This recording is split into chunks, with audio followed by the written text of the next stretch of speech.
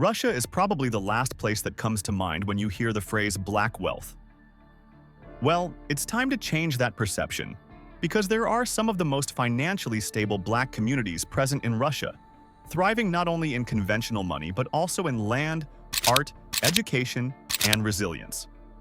Let's take you to this jaw-dropping countdown of the 10 richest black communities in Russia, and the higher we go on this list, the crazier and more strategic it gets. Number 10. African Village, Tver Region. Let's kick it off with not the richest, but a slightly controversial black community in Russia. African Village forces you to rethink what wealth even means in a Russian context. Because if you're expecting flashy consumption, this place will confuse you. There are no towers, no nightlife districts, no status cafes. What there is, however, is something far rarer in a volatile system: control. Land here trades at roughly 100,000 to 150,000 rubles per hectare, which means families aren't stretching themselves thin to participate. They're entering from a position of leverage. That land produces wheat, vegetables, livestock. With agricultural margins estimated between 30 to 40%, this isn't subsistence farming dressed up as symbolism. It's a cash-flowing asset base, supported by government subsidies covering up to 20% of operational costs, plus schools and clinics built to stabilize the population. But the economics only explain half the story. What really stands out is why this works emotionally. Many of the families here came through post-Soviet chaos, a time when rules were loose, institutions unreliable, and survival depended on community memory more than official systems. African Village feels like that memory turned into infrastructure. Instead of absorbing pressure from the outside world, people built a buffer against it. Someone once described the philosophy here as, if the system shifts, the land stays. That mindset matters in Russia, where political and economic winds can change direction fast. Urban renters feel those changes immediately. Landowners feel them later, if at all. There's also something quietly radical about the way collectivism gets reinterpreted. The Soviet version was mandatory. This version is voluntary. Families share tools, labor, childcare, and decision-making, but ownership remains personal. It's not nostalgia, it's pragmatism.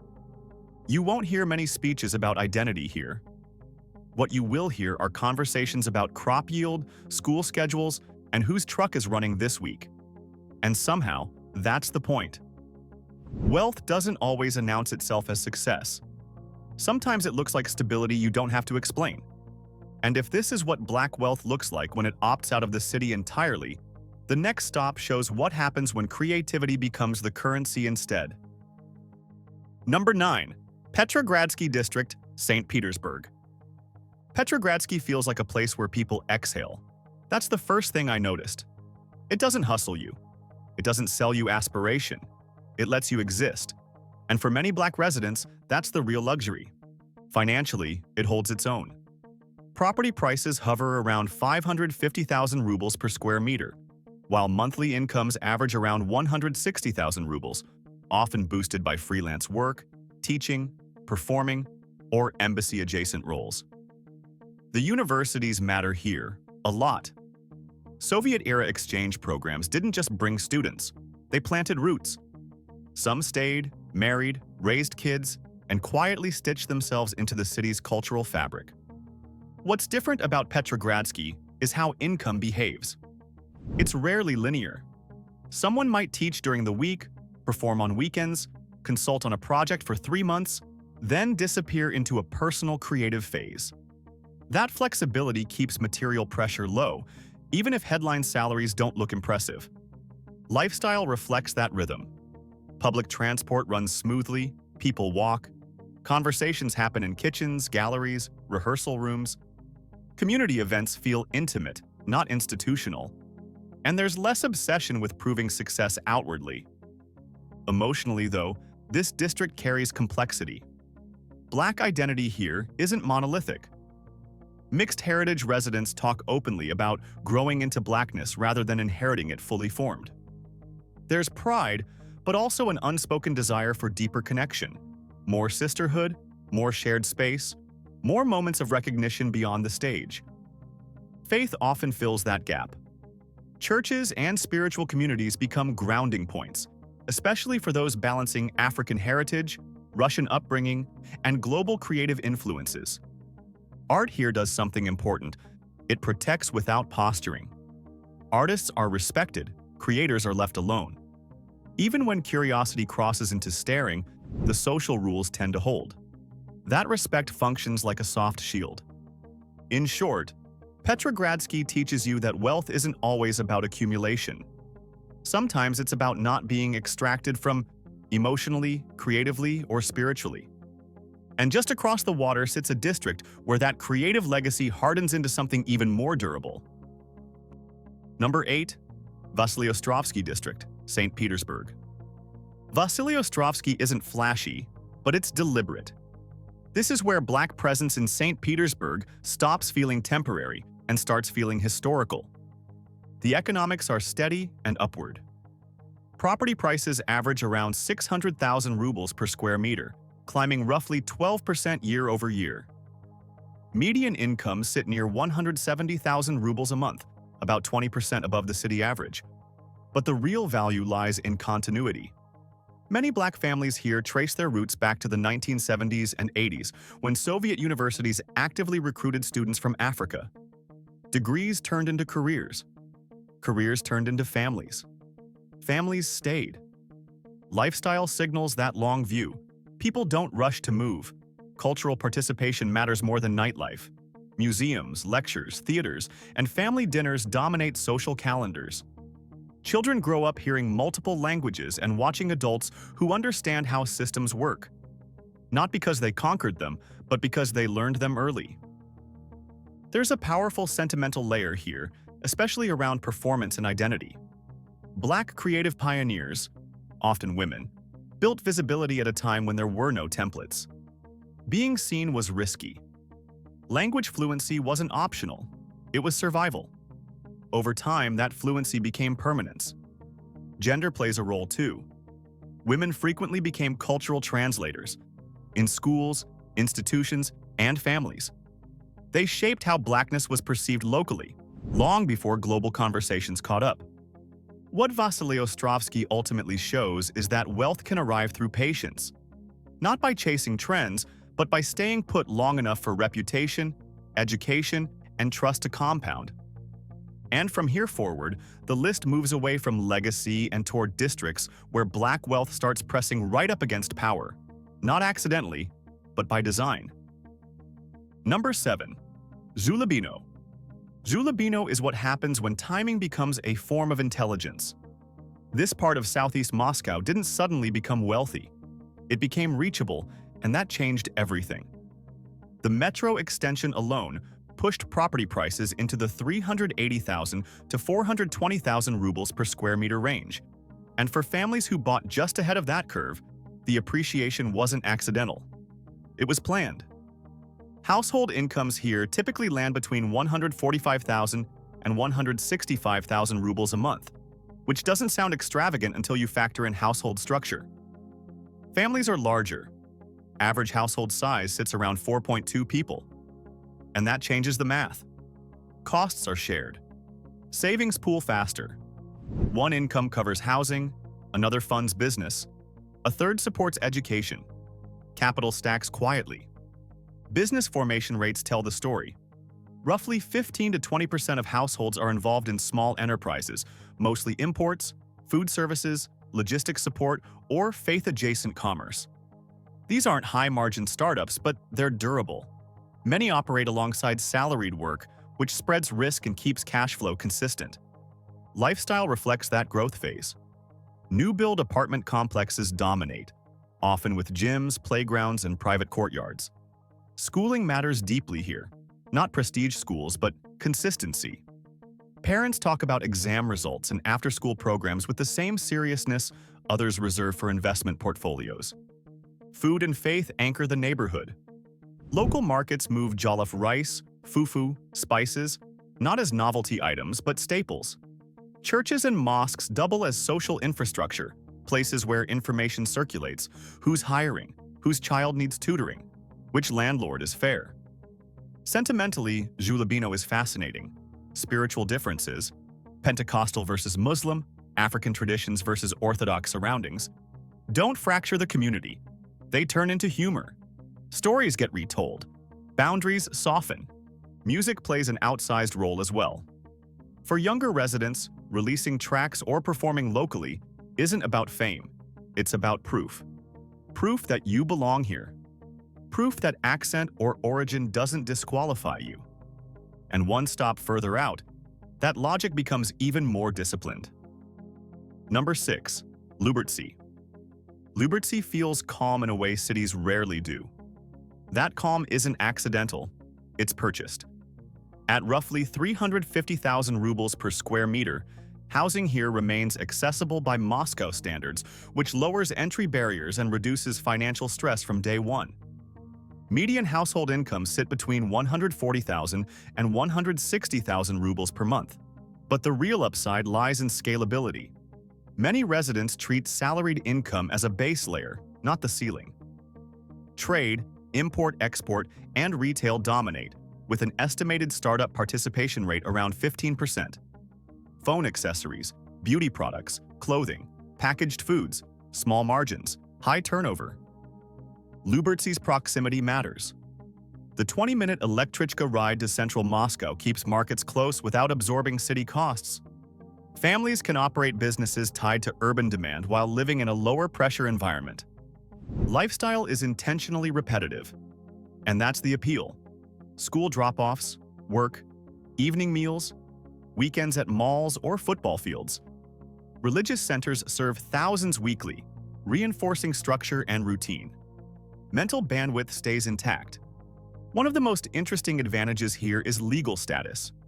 Non-citizenship, often framed as a disadvantage, becomes a strategic benefit, particularly regarding mandatory military service.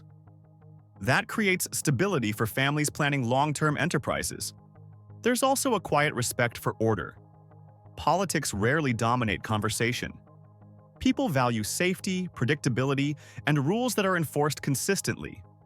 Compared to stories from the US or Western Europe, many describe Russia as strangely peaceful once you learn the system. Fame occasionally bends boundaries too. Musicians, jewelers, or creatives with visibility report easier interactions with authorities and customers alike. Recognition acts as social lubrication. Lubberty shows how suburbs function as wealth buffers, not glamorous, but incredibly effective. And now, we are halfway through this list of the richest Black community in Russia. And if these stories of industrial grit and billion-dollar ambition are inspiring you, consider dropping a super thanks.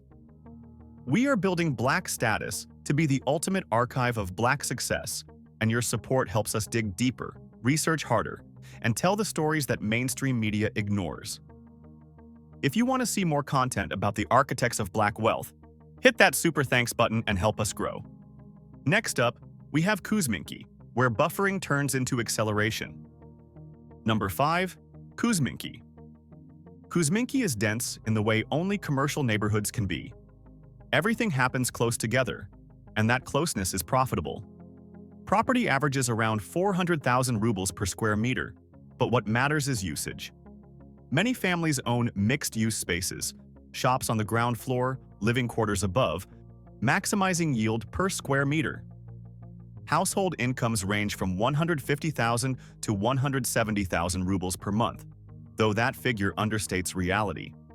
A significant portion of earnings here is cash-based, driven by Afro retail, food, hair, logistics, and informal services. These businesses account for an estimated 20% of local commercial activity. Remittances tell another story. Community networks move more than $5 million annually abroad without destabilizing local finances. That indicates surplus, money that can leave without weakening the base. Lifestyle reflects multi-generational efficiency. Grandparents help with childcare, adults run businesses, teenagers assist after school. Parks function as meeting rooms. Deals are discussed on benches. Sentimentally, Kousminky carries memory. Many families arrived during or just after the chaotic 1990s, when risk tolerance had to be high. That history shaped how people approach opportunity. Fear doesn't freeze action here, it informs it. Visibility has transformed too. What once felt like vulnerability now functions as influence. Being known means being protected. Matriarchs, in particular, anchor economic life, controlling property, managing finances, and stabilizing families across generations. Kousminky represents the moment when informal economies harden into formal wealth. And from here on, the list moves decisively upward, closer to power, capital, and national influence. Number 4. Ramenki. Ramenki doesn't look wealthy at first glance, and that's exactly why it works. This part of southwest Moscow is built around universities, MGIMO most famously, but also a constellation of research institutes and technical schools. And education here isn't just a credential, it's an entry mechanism.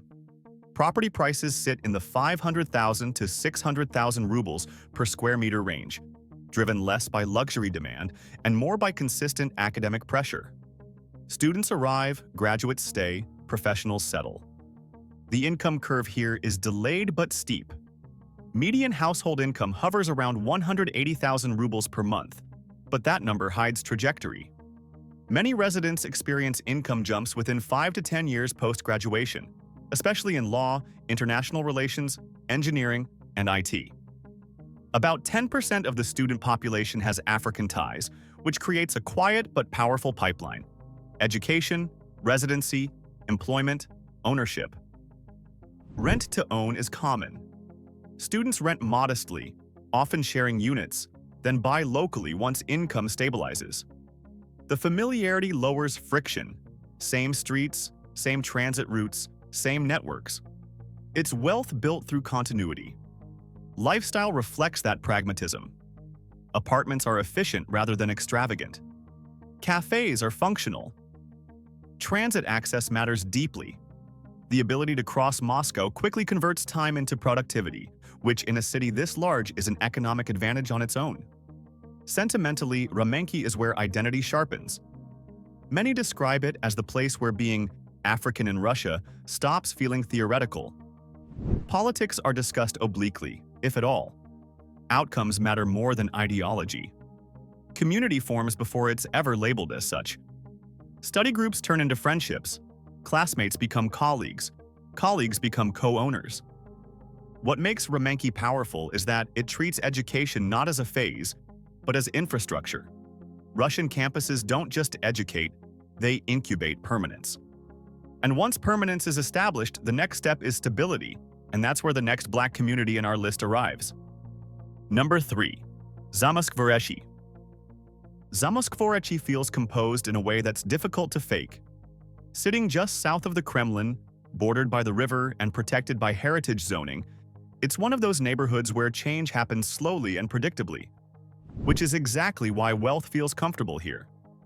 Property prices range from 700,000 to 800,000 rubles per square meter, and appreciation averages around 15% year over year, driven by scarcity rather than hype.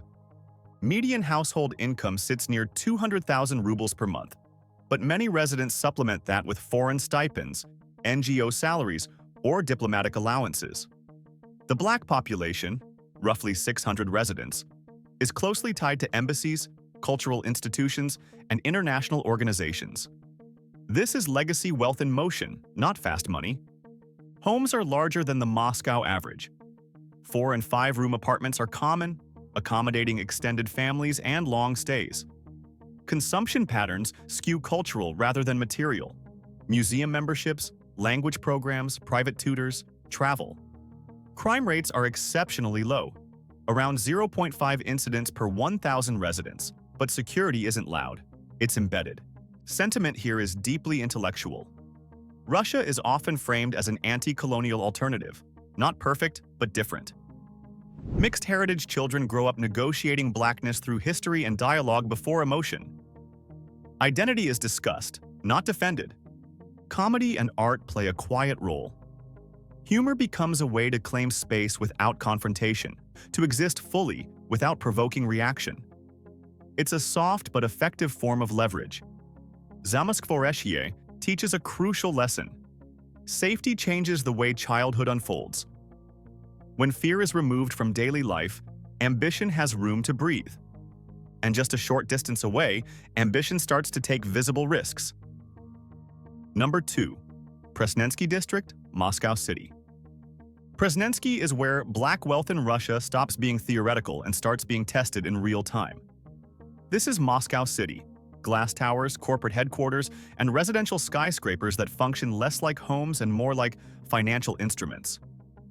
Property prices here push 900,000 to 1 million rubles per square meter, but very few residents are buying the traditional way.